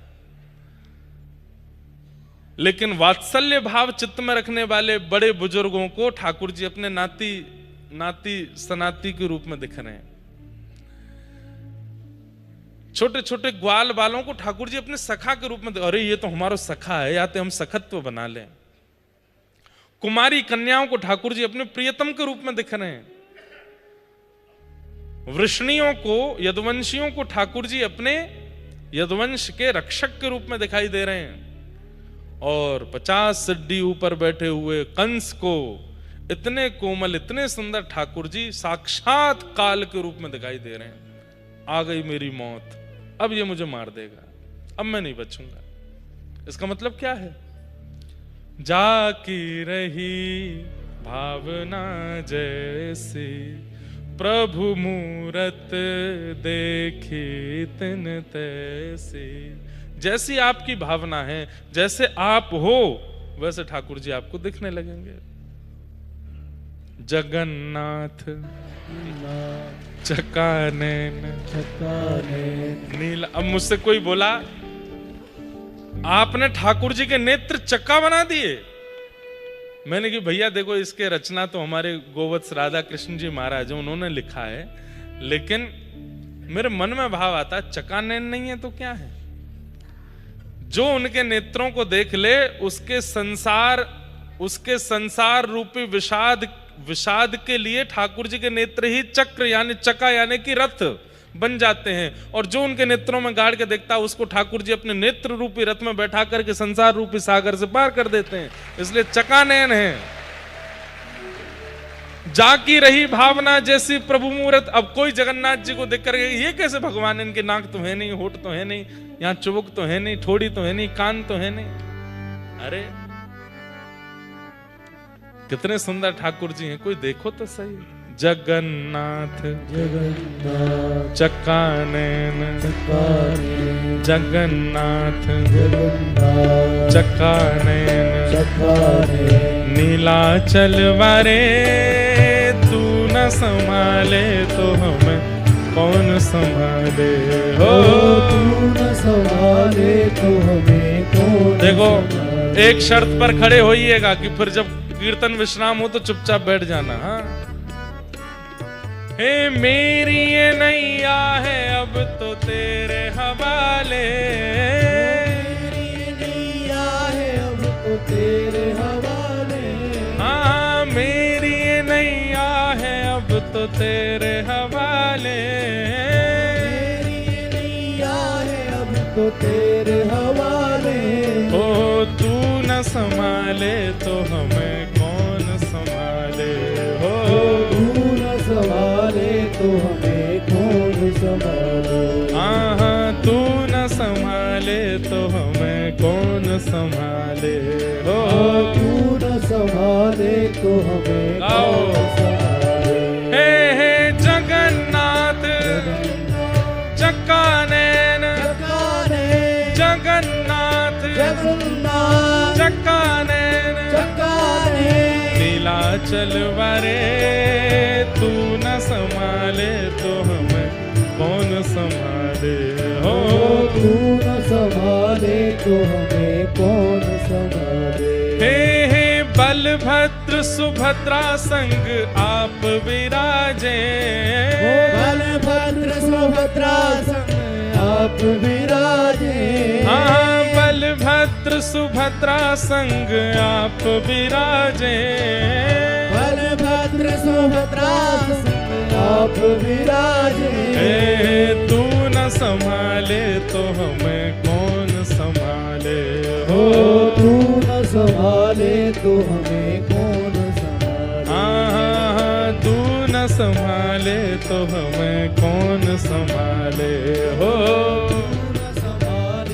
तालो एक बार भाव से मेरे प्रभु जगन्नाथ चक्का नैन हे जगन्नाथ चक्का नैन नीलाचल वरे तू न संभाले तो मैं कौन संभाले हो।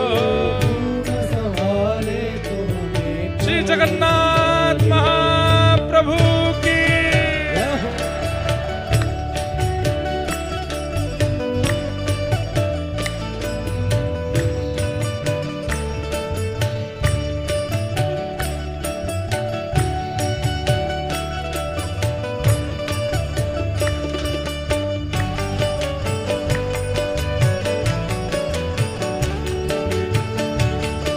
श्री नीलाचल धाम की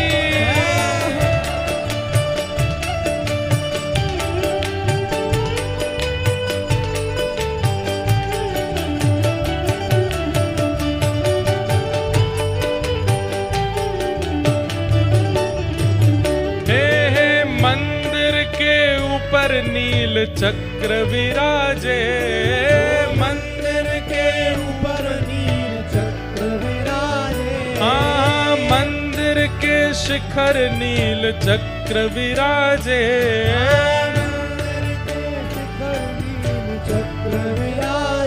ओ तू न संभाले तो हमें कौन संभाले हो। तू न संभाले तो हमें कौन संभाले। हाँ तू न संभाले तो हमें कौन संभाले हो। तू न संभाले तो हमें बनाओ मुद्रा। हे जगन्नाथ जगन्नाथ चक्का नैन जगन्नाथ चक्का नैन नीलाचल वरे तू न संभाले तो हमें कौन संभाले हो। तू न संभाले तो हमें कौन संभाले। हे जगन्नाथ स्वामी मेरे नैनों के तारे। ओ जगन्नाथ स्वामी मेरे नैनों के तारे। ओ जगन्नाथ स्वामी मेरे नैनों के तारे। ओ जगन्नाथ स्वामी मेरे नैनों के तारे। ओ मेरे बिगड़े काज स्वामी आप संभाले हो। मेरे बिगड़े काज स्वामी आप संभाले। हाँ मेरे बिगड़े काज स्वामी आप संभाले हो। मेरे बिगड़े काज स्वामी आप संभाले। मेरे प्रभु जगन्नाथ जगन्नाथ चक्का नैन चक्काने जगन्नाथ जगन्नाथ चक्का नैन चक्काने नीलाचल वरे तू न संभाले तो हमें कौन संभाले ओ हो। तू न संभाले तो हमें कौन संभाले। हाँ तू न संभाले तो हमें कौन संभाले। ओ तू न संभाले तो हमें कौन अभी संभाले। होली का समय चल रहा है तो एक पंक्ति मन में आ रही है, जगन्नाथ जी से कहने का इच्छा है। ए होली खेलन को कभी ब्रज में पधारे। होली खेलन को कभी ब्रज में पधारे। हाँ होली खेलन को कभी ब्रज में पधारे। होली खेलन को कभी ब्रज ब्रजवारे तन मन सर्वस्व लुटावे। हाँ ब्रजवारे तन मन हे जगन्नाथ प्रभु, कभी होली खेलवे या ब्रज में हूँ आ जाओ। वैसे तो आप ही हो यहाँ, लेकिन कभी आ जाओ, हम ब्रजवासी अपनो तन मन धन सर्वस्व लुटावेंगे। हाँ हाँ होली खेलन को कभी ब्रज में पधारे। होली खेलन को कभी ब्रज में पधारे। हाँ ब्रजवारे तन मन सर्वस्व लुटावे। ब्रजवारे तन मन सर्वस्व लुटावे। मेरे प्रभु जगन्नाथ, जगन्नाथ। इतनी संख्या में हो आप लोग की पुरी तक तो आवाज पहुंच ही जाएगी। लॉजिकल बात करते हैं, पुरी तक तो नहीं जाएगी पर बाहर तक तो चली जाएगी। बार बार इनको पता चले कि जगन्नाथ जी आए हैं होली खेलवे। जगन्नाथ चक्काने जगन्नाथ चक्काने मेरे जगन्नाथ चक्काने जगन्नाथ चक्काने नीलाचल वारे तू न संभाले तो हमें कौन संभाले। ओ तू न संभाले तो हमें कौन संभाले। हाँ तू न संभाले तो हमें कौन संभाले। ओ तू न संभाले तो हमें कौन संभाले। ओ तू न संभाले तो हमें कौन संभाले। ओ तू न संभाले तो हमें कौन संभाले। हाँ तू न संभाले तो हमें कौन संभाले।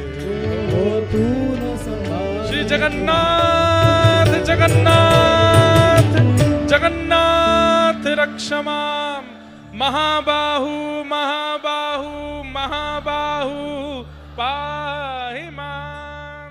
श्री जगन्नाथ महाप्रभु। बैठ जाओ, जल्दी जल्दी बैठ जाओ सब लोग। ठाकुर जी ने जाकर के महाराज कंसवध किया, कारागृह से देवकी मैया को निकाल करके देवकी वसुदेव जी को प्रणाम किया, उग्रसेन को राजा बनाया। भगवान पढ़ने के लिए सांदीपनी गुरुकुल गए, लौट करके आए। श्री उद्धव जी महाराज वृंदावन सुध लेने के लिए गए। तत्पश्चात भगवान ने जरासंध के साथ युद्ध किया। 17 बार जरासंध ने मथुरा पर चढ़ाई की और अब की बार ब्राह्मणों को जब अनुष्ठान पर बिठाया तो ठाकुर जी बोले ब्राह्मणों के अनुष्ठान विफल ना हो, इसलिए ठाकुर जी रण छोड़ करके रण छोड़ राय भगवान बने। बोलो रण छोड़ राय भगवान की। द्वारिका में जाकर के श्री ठाकुर जी विराजमान हुए। रेवत राजा की पौत्री के साथ, रेवती के साथ में बलभद्र जी का विवाह हुआ और कौंडन्यपुर के राजा भीष्मक की पुत्री रुक्मणी जी के साथ, जो कि लक्ष्मी ही हैं, श्री ठाकुर जी का विवाह संपन्न हुआ। श्री रुक्मणी रमण भगवान की। भगवान के अष्ट प्रमुख विवाह हुए। भौमासुर राक्षस के यहाँ से 16,100 राजकुमारियां जो बंदी थीं उनको मुक्त किया, इसलिए 16,108 विवाह भगवान के संपन्न हुए। नारद जी दिनचर्या ग्रहचर्या का दर्शन करने आते हैं, सबका वर्णन यहाँ पर किया गया।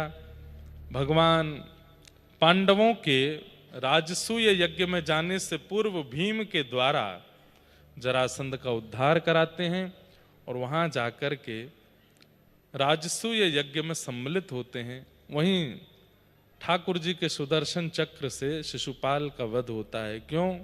गालियां देता है ठाकुर जी को। ठाकुर जी ने उसको 100 गालियों की अनुमति दी थी।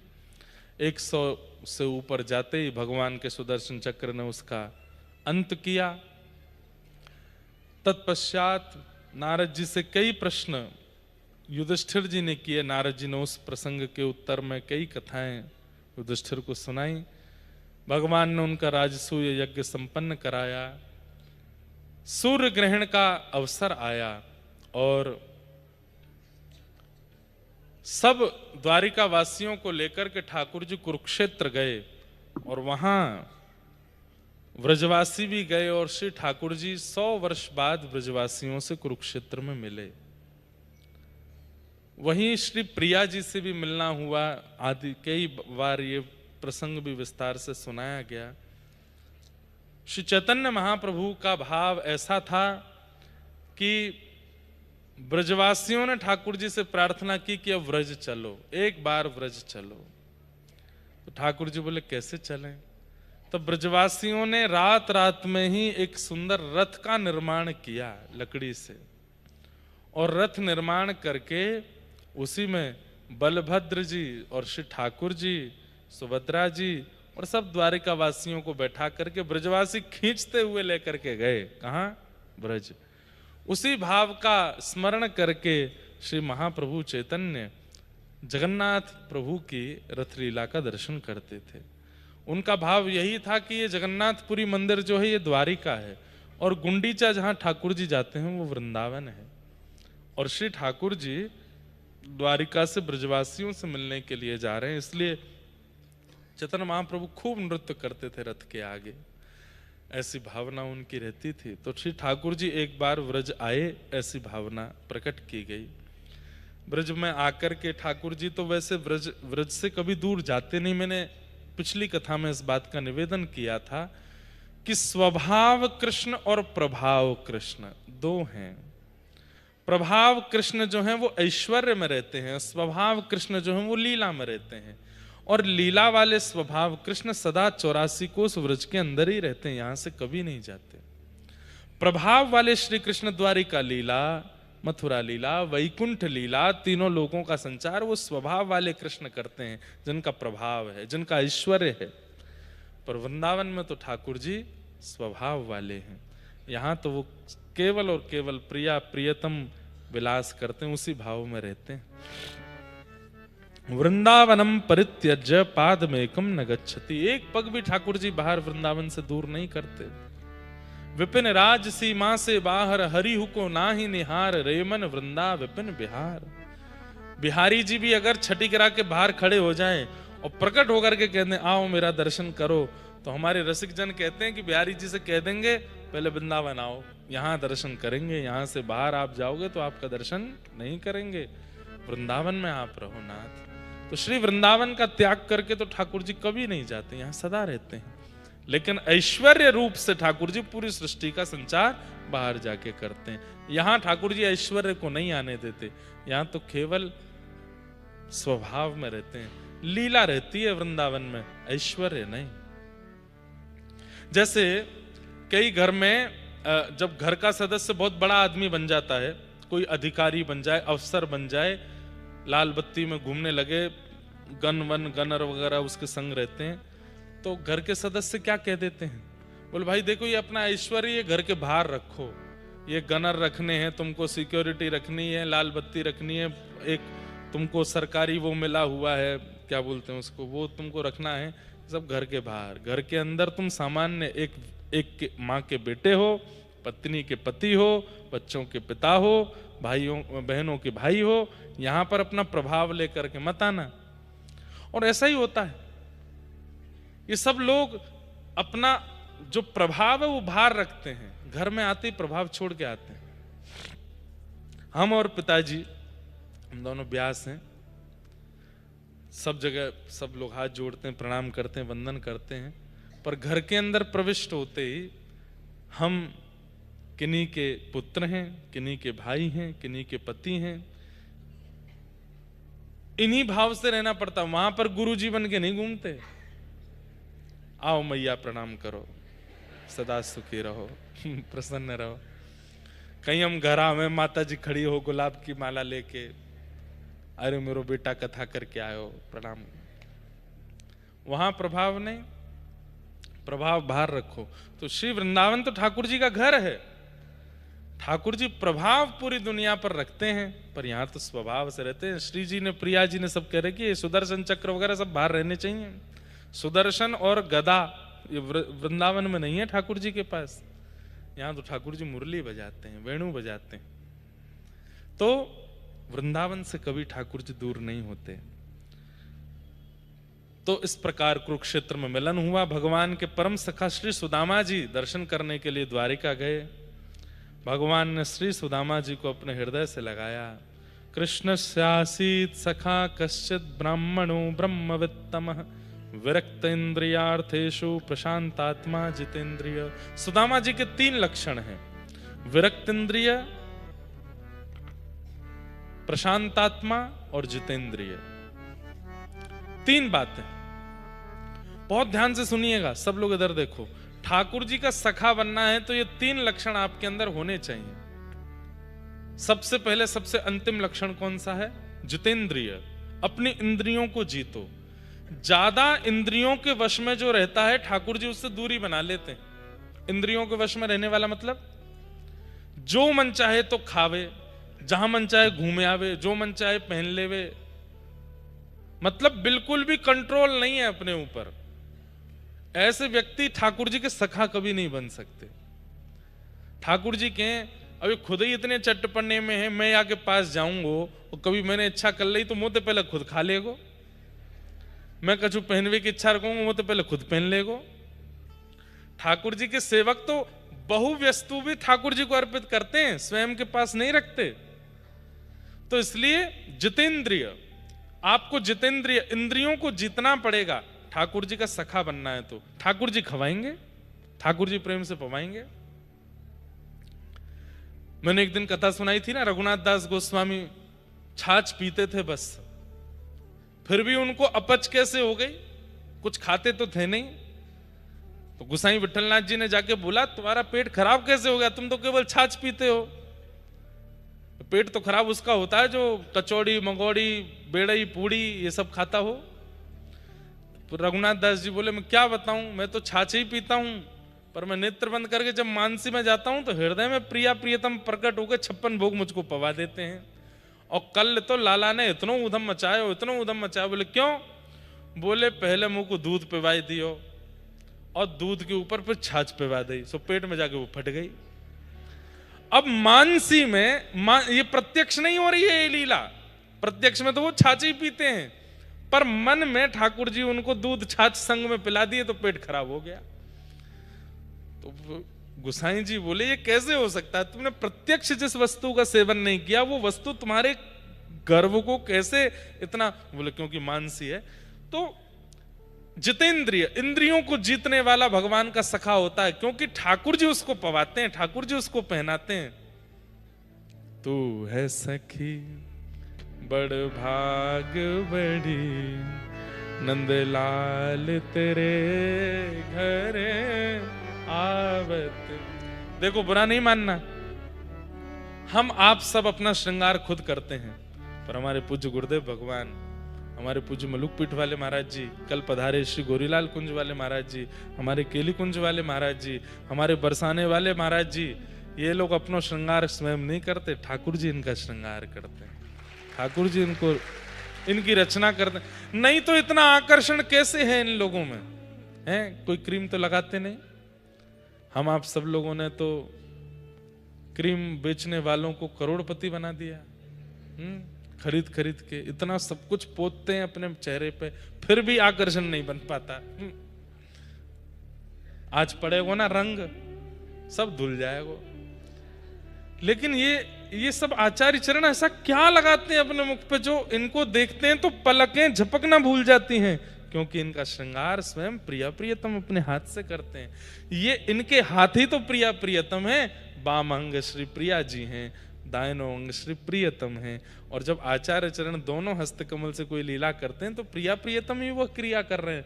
अब जब अपना तिलक स्वरूप करते हैं तो कैसे तिलक लगाते हैं, इस हाथ में चंदन घोलते हैं, इस हाथ से श्री लेकर के, और जैसे तो घोलने की क्रिया श्री प्रिया जी कर रही है बाम अंग से, और वाको अपने श्री में लेवे की क्रिया श्री ठाकुर जी कर रहे हैं। उसके बाद ये स्वरूप धारण करते हैं, स्वरूप धारण करते हैं, बीच में दर्पण प्रिया जी दिखा रही हैं, मतलब दोनों भुजा ही प्रिया प्रियतम है।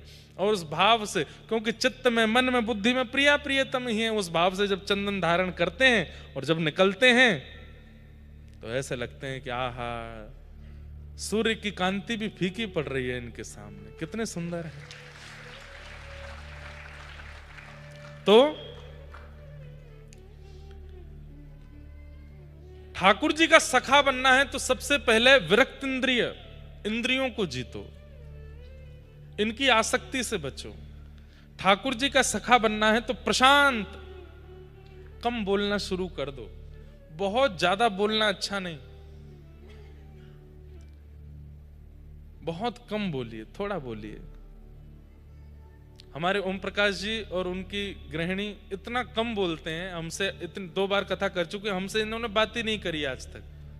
ज्यादा से ज्यादा अगर पूरा पैराग्राफ भी भर जाए तो बहुत बड़ी बात है, इतना ही बोले होंगे आज तक, इससे ज्यादा कभी बोलते ही नहीं है।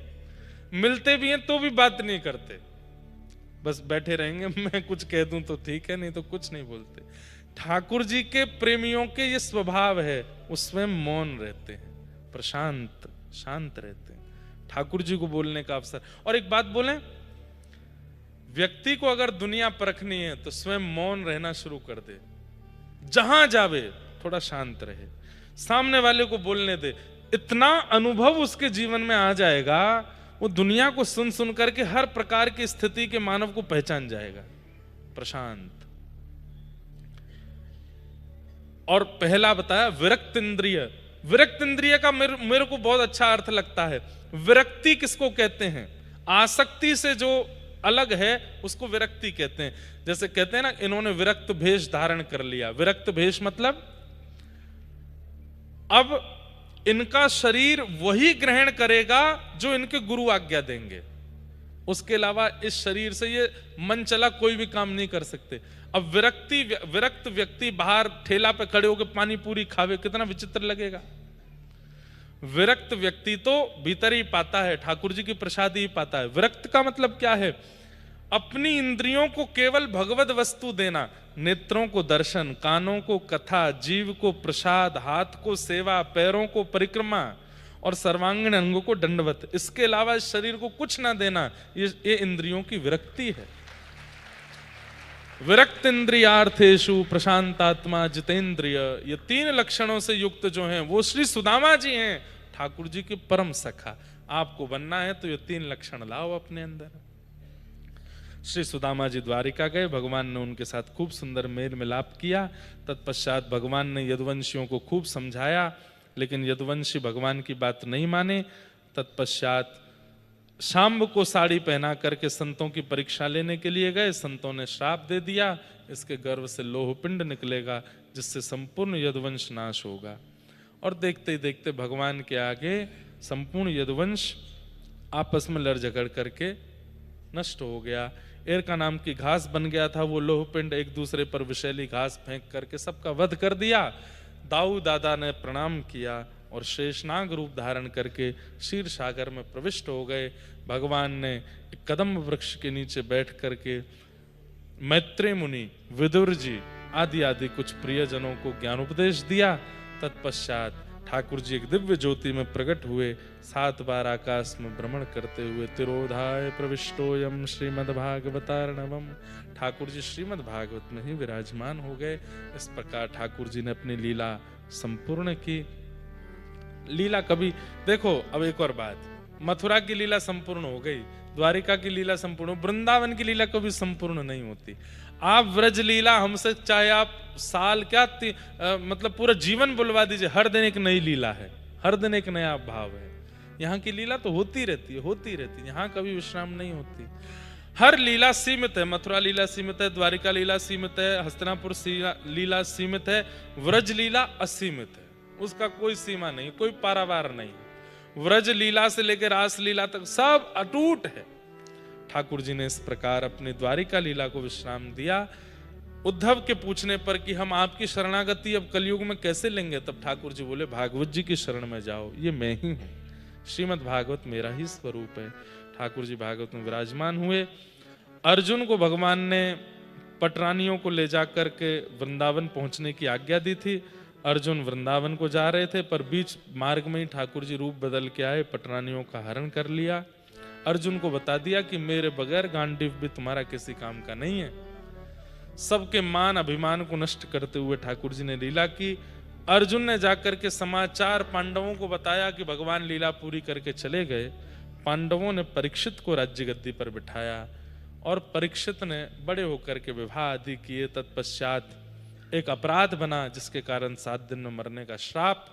आज 7वां दिन। अब ये विषय एक, इसमें बहुत विस्तृत एक भाव मेरे मन में आता है, पर उस पर मैं कभी और चर्चा करूंगा। और भाव ऐसा है कि राजा परीक्षित को श्राप लगा। श्राप लगने के बाद उन्होंने अपने पुत्र का राज्याभिषेक किया। राज्याभिषेक करने के बाद वो संत ऋषियों को घूमते हुए पहुंचे, ढूंढ रहे हैं कि 7 दिन में मृत्यु होने। अब हस्तिनापुर से वो गए हैं संभवतः सुख तीर्थ, सुखताल, हरिद्वार के पास। वहां संतों से बैठ करके भेंट की है, सबको बताया है कि मेरे जीवन के 7 दिन बचे हैं, मुक्ति का उपाय क्या है। फिर उसमें सबने वार्ताएं की हैं, बहुत विषय हुआ। फिर जाके सुखदेव जी आए, कथा सुनाई। 7 दिन बचे कहां? 7 दिन तो नहीं बचे। ये 7 दिन का श्राप लगा था, तो 1-2 दिन तो ये राज्याभिषेक और इनमें ही निकल गया होगा, तो फिर 7 दिन बचे कहां? वास्तविकता तो अब इस पर कभी करेंगे चर्चा विस्तार से, कभी किसी कथा में इस भाव पर बैठेंगे। ऐसे चिंतन मनन चलता रहता है कथा में कि ये भाव कैसे, ये भाव कैसे, पर इसका बहुत सुंदर उत्तर है, कभी कथा में कहीं होगा तो बताएंगे। तो शुकाचार्य जी ने राजा परीक्षित से पूछा, त्वं तु राजन मरिष्येति पशु बुद्धिम इमाम जहि। तुम मरोगे ये पशु बुद्धि है, हम नहीं मरते हैं, हम तो केवल एक आत्मा है। ये शरीर बदलता रहता है, कभी इस शरीर में कभी उस शरीर में। जब तक हम निवृत्त नहीं हो जाते, अपनी आत्मा को सारे बंधनों से मुक्त नहीं करते, तब तक हमारा जन्म होता ही रहता, होता ही रहता, होता ही रहता है। लेकिन जैसे ही हम गुरु शरणागति प्राप्त करके गुरु आज्ञा से अपनी आत्मा को देह में रखते हुए निवृत्त कर देते हैं सारे बंधनों से, जिस दिन मृत्यु हुई उस दिन कोई बंधन नहीं था जीवन में, कोई कर्जा रह नहीं गया। बंधुओं, हम कर्जा चुकाने आए हैं संसार में इस शरीर से, पर हम कर्जा चुकाना तो दूर, और कर्जा करके जाते हैं यहां से। कर्जा काहे का? कर्मों का कर्जा, व्यवहार का कर्जा। पुराने कर्जे तो चुकाए नहीं, इस जन्म में और कर लिए। इसके साथ छल किया, उसके साथ कपट किया, इसके पैसे मार लिए, उसका बुरा कर दिया, इसके साथ ये कर दिया, इतना कर्जा और चढ़ा लेते हैं। जिस दिन ये कर्जा शून्य हो जाएगा, जिस दिन हमारी आत्मा पूर्ण मुक्त हो जाएगी, कोई हिसाब नहीं बचा, उस दिन मुक्ति निश्चित है। तो अब आप कहेंगे कर्जा चुकाने का तरीका क्या है? एक ही तरीका है, हरेर नाम हरेर नाम हरेर नामैव केवलम कलौ नास्त्यैव नास्त्यैव नास्त्यैव गतिरन्यथ। अब कई लोगों को पता है क्या लगता है, अच्छा हरि नाम से कर्जा चुकेगा। बैठ गए उस पे, क्या बोलते हैं, सोफा पे लगे हैं, क्या कर रहे हैं? कर्जा चुका रहे हैं। ऐसे नहीं होता है, हैं? लेट के पढ़ के कहीं भी कुछ भी करते, चीला बना दो बढ़िया वाला, अभी कर्जा चुका के आ रहा हूं आज बर्गर बनेगा शाम को। हाँ, तो खाने पीने में थोड़ी कोई कर्जा चढ़ रहा है, बुरे व्यवहार जो मैंने किए उनको निकाल रहा हूं मैं, नहीं, सब चीज से निवृत्त होना है, बिल्कुल निवृत्त होकर के अपना कर्जा मुक्त करना है। तो राजा परीक्षित जी से कहा शुकाचार्य जी ने कि तुम मरोगे? बोले नहीं, मैं नहीं मरूंगा, मैं तो मुक्त हो गया कथा सुन करके। बोल बस यही समझाना था। शुकाचार्य जी वहां से प्रस्थान कर गए। तक्षक सर्प ने आकर के राजा परीक्षित का स्पर्श किया, 5 भौतिक देह जल करके नष्ट हो गया, और श्री राजा परीक्षित विमान में आरूढ़ होकर के भगवत धाम को प्रस्थान कर गए। बोलो भागवत महापुराण की। सब प्रसंग सुनाते हुए, बीच में और भी कई प्रसंग हैं। श्री मार्कंडेय जी को प्रलयकालीन दर्शन ठाकुर जी ने कराया। सब भाव सबको हम प्रणाम करते हैं। भागवत जी के अंतिम 2 श्लोक सब लोग मेरे साथ में बोलेंगे भाव से। भवे भवे यथा भक्ति पादयोस्तव जायते तथा कुरुष्व देवेश नाथस्त्वं नो यतः प्रभो। नाम संकीर्तनं यस्य यस्य सर्वपापप्रणाशनो सर्वपापप्रणाशनः प्रणामो दुःखशमनः नामो दुःखशमनः तं नमामि हरिं परम् नमामि हरिं परम् नाम संकीर्तनं यस्य नाम संकीर्तनं यस्य सर्वपापप्रणाशनम् सर्वपापप्रणाशनः प्रणामो दुःखशमनः नामो दुःखशमनः तं नमामि हरिं परम् नमामि हरिं परम् नाम संकीर्तनं यस्य नाम संकीर्तनं यस्य सर्वपापप्रणाशनम् सर्वपापप्रणाशनः प्रणामो दुःखशमनः नामो दुःखशमनः तं नमामि हरिं परम् नमामि हरिं परम् जय जय श्री राम श्री वृंदावन बिहारी लाल की श्री राधा गिरधर लाल की श्री राधा रमण लाल की श्री राधा वल्लभ लाल की सब संतन की सब भक्तन की श्याम सुंदर श्री यमुने महारानी की गिरिराज धरणे की 84 कोस ब्रजमंडल धाम की लाला के बाबा की बाबा के लाला की